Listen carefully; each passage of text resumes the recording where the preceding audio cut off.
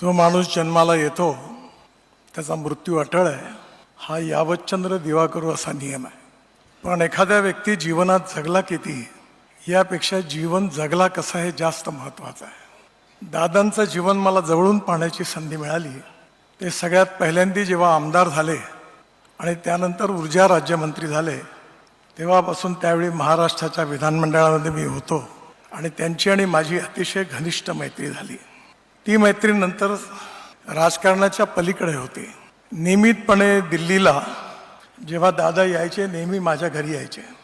आल्यानंतर पहिले खिशातला एक कागद काढायचे. त्यांचं व्यक्तिमत्व अतिशय प्रोफेशनल होतं.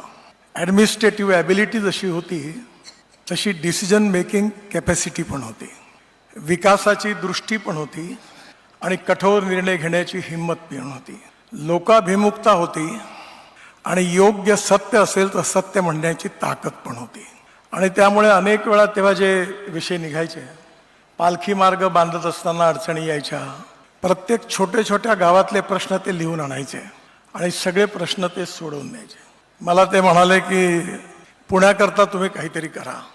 त्यांच्या आणि देवेंद्रजीच्या आग्रहाखातर पुण्याकरता 3 मजली उड्डाण पुलाची 50,000 कोटीची एक योजना तयार केली. ती मंजूर झाली आणि मी त्यांना फोन केला की महानगरपालिकेची निवडणूक झाली की तुम्ही आणि देवेंद्रजी मिळून आपण भूमिपूजनाचा कार्यक्रम घेऊ. तो त्यांचा माझा शेवटचा फोन होता.